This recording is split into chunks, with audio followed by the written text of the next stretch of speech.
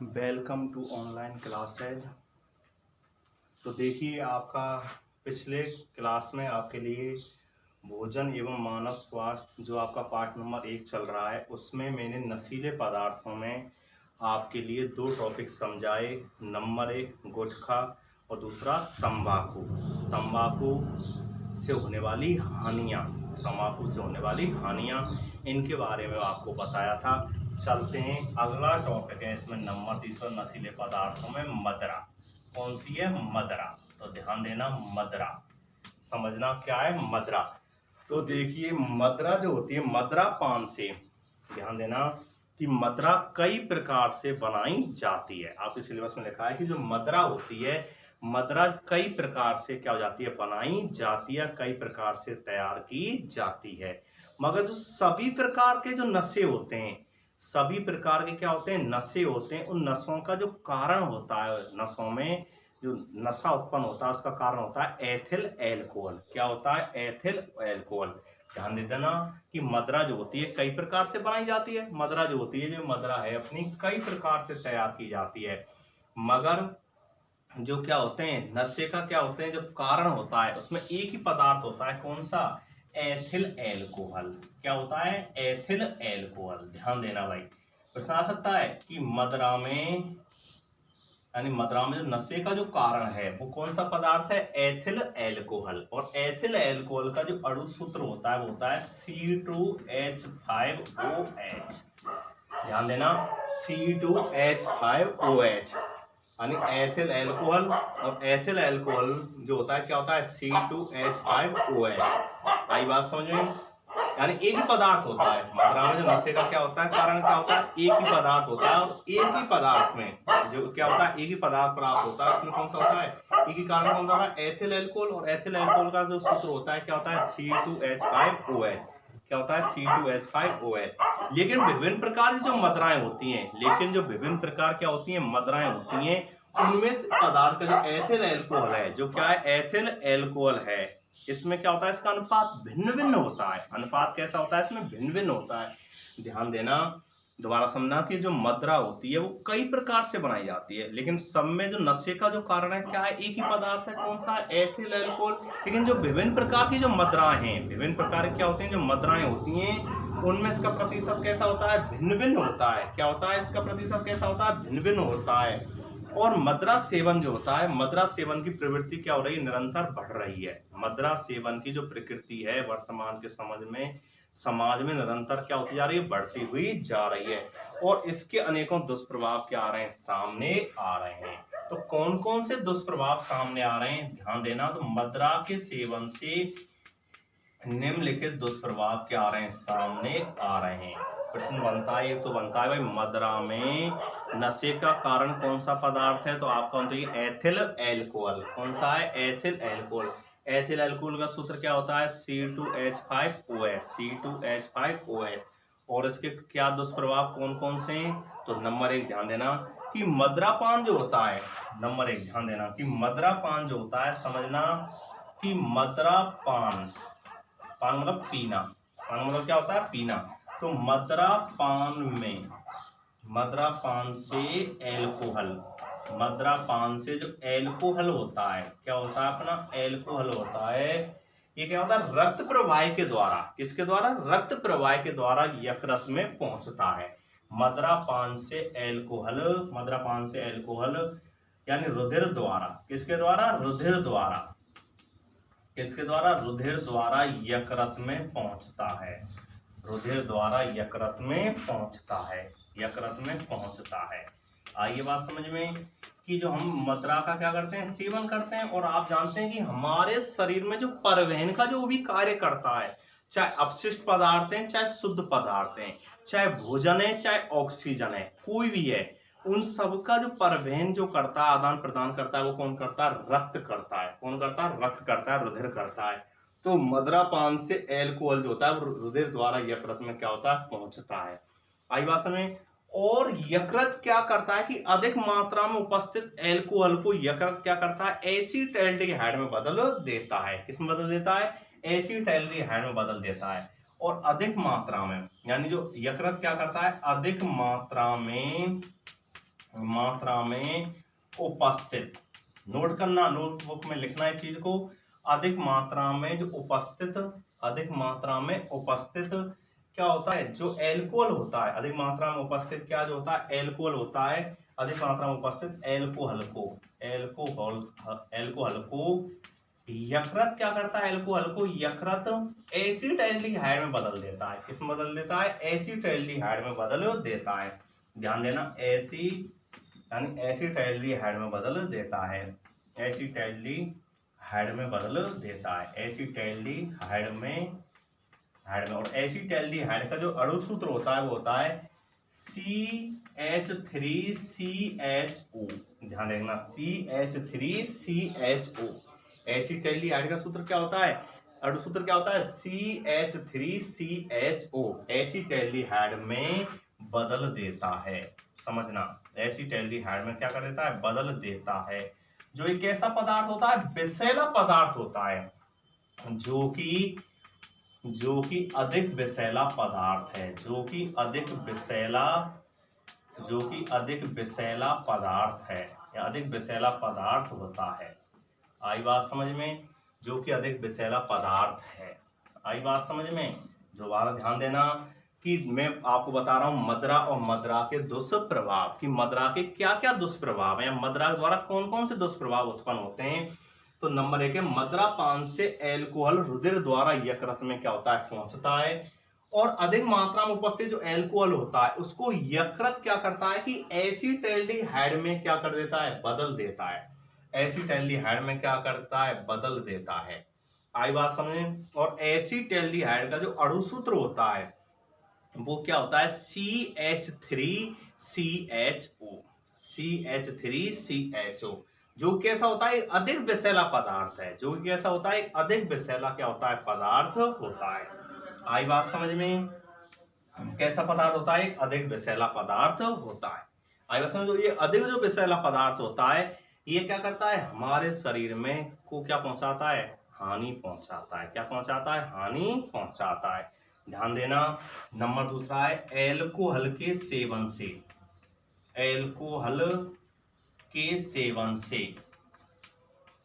से जो शरीर है, शरीर पर नियंत्रण कैसा हो जाता है, कमजोर हो जाता है। एल्कोहल के सेवन से शरीर पर जो नियंत्रण है, शरीर पर नियंत्रण कैसा हो जाता है, कमजोर हो जाता है। कैसा हो जाता है, कमजोर, यानी जो सामंजस्य है शरीर का क्या होता है, सामंजस्य होता है, वो कैसा हो जाता है, कमजोर हो जाता है। यानी एल्कोहल के सेवन से शरीर पर नियंत्रण कमजोर हो जाता है। क्या हो जाता है, कमजोर हो जाता है। आई बात समझ में।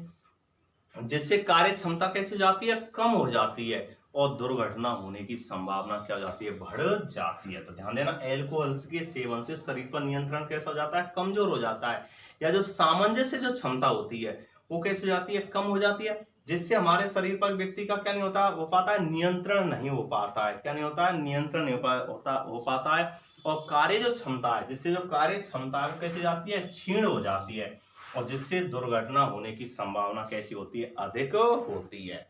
आई बात समझ में, दुर्घटना होने की संभावना कैसी होती है, अधिक होती है। नंबर तीसरा है, एल्कोहल के सेवन से, एल्कोहल के सेवन से, एल्कोहल के सेवन से स्मरण जो शक्ति है, स्मरण जो शक्ति है, स्मरण शक्ति कैसी हो जाती है, कमजोर हो जाती है। यानी एल्कोहल के सेवन से जो स्मरण जो शक्ति होती है, क्षमता होती है, वो कैसी हो जाती है, कम हो जाती है। यानी स्मरण क्षमता में कैसे जाती है, स्मरण शक्ति में क्या जाती है, स्मरण शक्ति में कमी आ जाती है। क्या जाती है, कमी आ जाती है, कमी आ जाती है, और कमी आ जाती है, जिससे तंत्र का तंत्र क्या होता है, प्रभावित होता है। जिससे जो हमारा तंत्र का तंत्र है वो क्या होता है, प्रभावित होता है। जिससे तंत्र का तंत्र, जिससे तंत्र का तंत्र, तंत्र का तंत्र कैसा होता है, प्रभावित होता है। जिससे तंत्र का तंत्र कैसा होता है, प्रभावित होता है। ध्यान देना, एल्कोहल के सेवन से जो स्मरण शक्ति में क्या जाती है, कमी आ जाती है, और जिससे तंत्र का तंत्र क्या होता है, प्रभावित होता है। आई बात समझ में।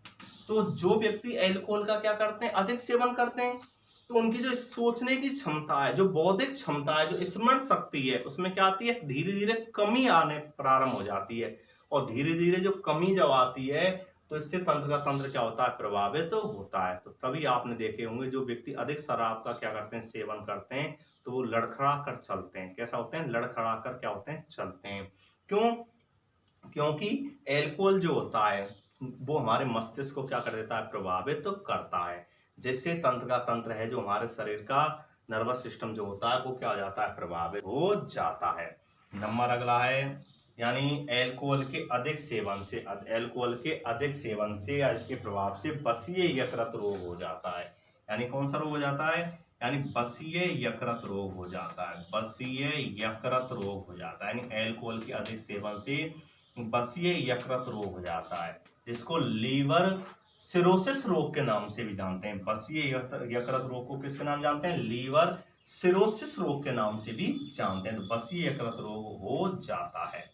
आई बात समझ, जो एल्कोहल का व्यक्ति क्या करते हैं, अधिक सेवन करते हैं, वो अधिक जो सेवन कर रहे हैं किसका, एल्कोहल का, तो उनमें कौन सा हो जाता है, बसीय यकृत रोग क्या हो जाता है, उत्पन्न हो जाता है। और बसीय यकृत रोग को ही हम क्या बोलते हैं, लीवर सिरोसिस रोग के नाम से जानते हैं। जिससे क्या होता है, जिससे प्रोटीन में, जिससे प्रोटीन एवं कार्बोहाइड्रेट, जिससे प्रोटीन एवं कार्बोहाइड्रेट, कौन सा, कार्बोहाइड्रेट जो होता है, जो उसको हम भोजन के, हमारे संतुलित भोजन के क्या होते हैं, दोनों अवयव होते हैं, प्रोटीन और कौन कौन से, कार्बोहाइड्रेट संश्लेषण पर प्रभाव पड़ता है। कार्बोहाइड्रेट संश्लेषण पर प्रभाव पड़ता है। आई बात समझ, जिससे प्रोटीन एवं कार्बोहाइड्रेट संश्लेषण पर प्रभाव पड़ता है। दोबारा ध्यान देना, समझना। मदिरा के क्या चल रहे हैं, दुष्प्रभाव चल रहे हैं। और चौथा पॉइंट में बता रहा हूं कि मदिरा का अधिक सेवन करने से, अल्कोहल का अधिक सेवन करने से बसीय यकृत रोग हो जाता है, जिससे प्रोटीन एवं कार्बोहाइड्रेट जो संश्लेषण होता है हमारे शरीर में, उस पर क्या पड़ता है, प्रभाव पड़ता है। क्या पड़ता है, प्रभाव पड़ता है। और नंबर 5वां है, यानी एल्कोहल के सेवन से या मदिरा के सेवन से, यानी क्या होता है, इससे व्यक्ति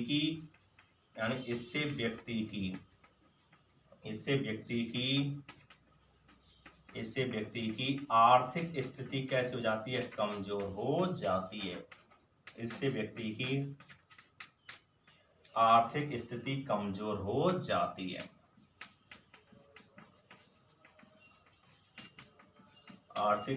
स्थिति कैसे हो जाती है, कमजोर हो जाती है। यानी आर्थिक कमजोर, यानी इकोनॉमिक कंडीशन, यानी आर्थिक, जो व्यक्ति जो क्या करता है, एल्कोहल का अधिक सेवन करते हैं, तो उनकी जो इकोनॉमिक कंडीशन है, जो आर्थिक स्थिति है, वो कैसे हो जाती है, बहुत कमजोर हो जाती है। और नंबर अगला है कि जो उसकी सामाजिक प्रतिष्ठा है, उसको भी क्या पहुंचती है, ठेस पहुंचती है। सामाजिक प्रतिष्ठा को भी ठेस पहुंचती है। क्या होती है, उसको ठेस पहुंचती है। आई बात समझ में, तो ध्यान देना, समझना। तो उसकी जो सामाजिक प्रतिष्ठा होती है, उसको भी क्या होती है, ठेस पहुंचती है। दोबारा गौर देना, समझना कि मदिरा से होने वाली हानियां, मदिरा के द्वारा होने वाली हानियां, दुष्प्रभाव की मदिरा के द्वारा कौन कौन से हमारे शरीर पर प्रभाव पड़ते हैं। तो नंबर 1, मदिरा पान से एल्कोहल जो होता है रुधिर द्वारा यकृत में क्या होता है, पहुंचता है, हमारे यकृत में पहुंचता है। और अधिक मात्रा में उपस्थित जो एल्कोहल होती है, ये एल्कोहल को यकृत क्या करता है, एसीटैल्डिहाइड में बदल देता है, एसीटैल्डिहाइड में। और एसीटैल्डिहाइड का जो अणु सूत्र होता है CH3CHO होता है, जो कैसा एक अधिक विषैला पदार्थ है, कैसा एक बहुत अधिक विषैला पदार्थ होता है। कई बात समझ में। दूसरा है, एल्कोहल के सेवन से शरीर पर नियंत्रण कैसा हो जाता है, कमजोर हो जाता है। यानी सामान्य क्षमता कैसी हो जाती है, कमजोर हो जाती है। आई बात समझ में, जिससे दुर्घटना होने की संभावना क्या हो जाती है, बढ़ जाती है। तीसरा है, एल्कोहल के सेवन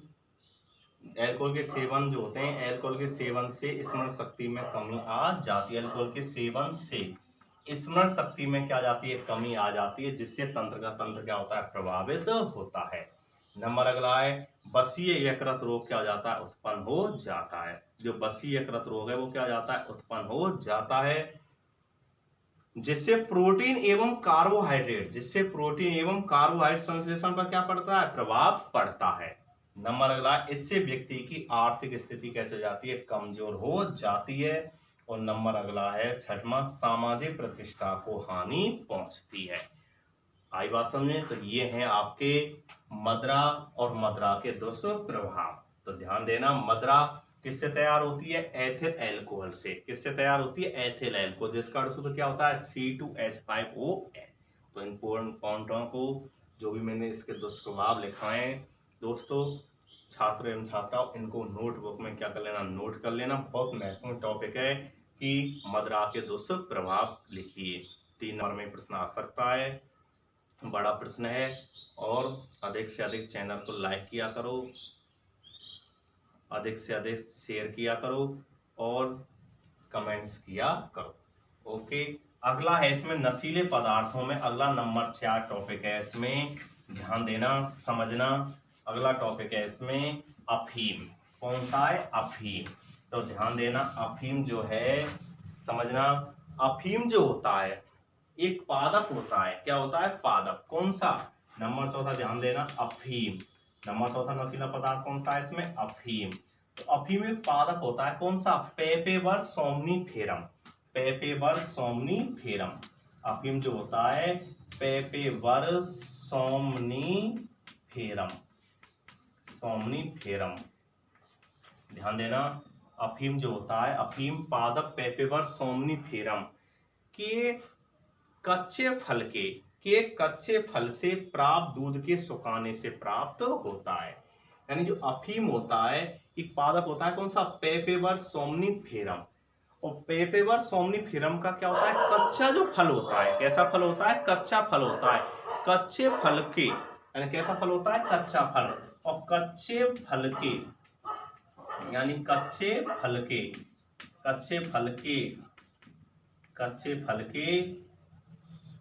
के दूध के सुखाने से, कच्चे फल के दूध के सुखाने से क्या होता है, प्राप्त होता है। आई वासन, सुखाने से प्राप्त होता है, आरी वासन प्राप्त होता है। यानी जो अफीम होता है, ध्यान देना दोबारा से, जो अफीम होता है ये पादप पेपेवर सोमनीफेरम का जो कच्चे जो क्या होते हैं, फल होते हैं, कच्चे फल के जो दूध होते हैं उनको सुखाने से क्या होता है, प्राप्त होता है। आई बात समझ में। तो प्रश्न बनता है 1 नंबर में, भाई अफीम कैसे प्राप्त होता है। तो तुम्हारा उत्तर होना चाहिए, अफीम जो होता है पेपेवर सोमनीफेरम एक पादप है, उसके कच्चे फल के दूध के सुखाने से क्या होता है, प्राप्त होता है। आई बात समझ। और जो दूध होता है, क्या होता है, दूध में लगभग 30 प्रकार के एल्केलॉइड पाए जाते हैं। जो इसमें दूध होता है, कौन सा, अफीम का जो दूध है, जो कच्चे फल का क्या होता है, दूध होता है, इसमें लगभग 30 प्रकार के, लगभग 30 प्रकार के क्या होते हैं, एल्केलॉइड पाए जाते हैं। यानी लगभग 30 प्रकार के क्या पाए जाते हैं, एल्केलॉइड पाए जाते हैं। यानी 30 प्रकार क्या पाए जाते हैं, एल्केलॉइड। आई बात समझ। एल्केलॉइड का मतलब उत्तेजक पदार्थ, मादक पदार्थ, एल्केलॉइड क्या हो जाते हैं, पाए जाते हैं। यानी 30 प्रकार के, लगभग कितने, 30 प्रकार के, लगभग 30 प्रकार के क्या होते हैं, एल्केलॉइड पाए जाते हैं। किसमें, अफीम के कच्चे फल के दूध में। जिनमें प्रमुख कौन कौन से हैं, यानी जिनमें प्रमुख कौन कौन से होते हैं, जिनमें प्रमुख है मार्फिन। नोट करना है चीज को, नंबर 1 कौन सा होता है, मार्फिन। कोडीन, कौन सा होता है, कोडीन। मार्फिन, कोडीन, यानी मार्फिन, कोडीन, निकोटीन। कौन सा होता है, निकोटीन। इसके अलावा कौन सा होता है, पेपेवरिन। कौन सा होता है, पेपेवरिन, पेपेवरिन। ये कौन सा होता है, सोमनीफेरिन। कौन सा होता है, सोमनीफेरिन, सोमनीफेरिन। कौन सा होता है, सोमनीफेरिन। ध्यान देना कि जो अफीम होता है, अफीम के दूध में लगभग 30 प्रकार क्या पाए जाते हैं, एल्केलॉइड पाए जाते हैं।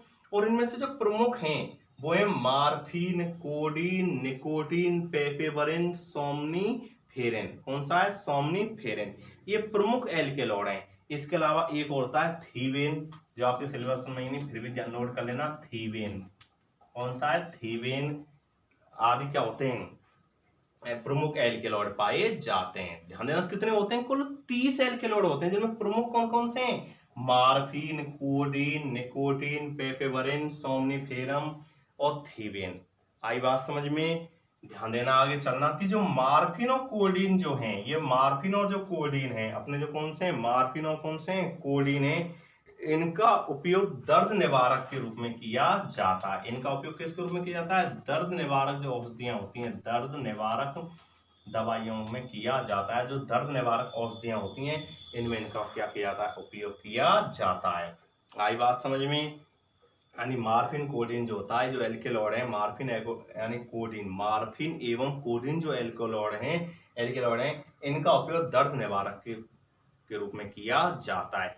यही कारण है इसकी क्या की जाती है, खेती की जाती है। क्या की जाती है, खेती की जाती है।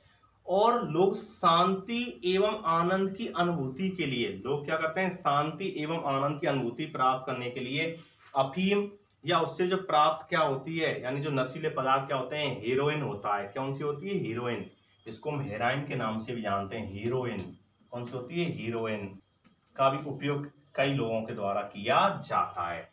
यानी जो अफीम है, अफीम से जो हीरोइन प्राप्त होती है, इसका भी लोग क्या करते हैं, आनंद एवं शांति की अनुभूति प्राप्त करने के लिए, यानी जो आनंद एवं शांति की अनुभूति के लिए लोग क्या करते हैं, अफीम और उसके जो विभिन्न प्रकार जो पदार्थ होते हैं जैसे कि अपना हीरोइन आदि का उपयोग करते हैं। और ग्रामीण क्षेत्रों में गम या खुशी के माहौल में, ग्रामीण क्षेत्र में गम या खुशी के माहौल में, जो गम या खुशी के माहौल में भी क्या करते हैं लोग, अफीम के मुनहार करने की भी प्रथा आज भी पाई जाती है।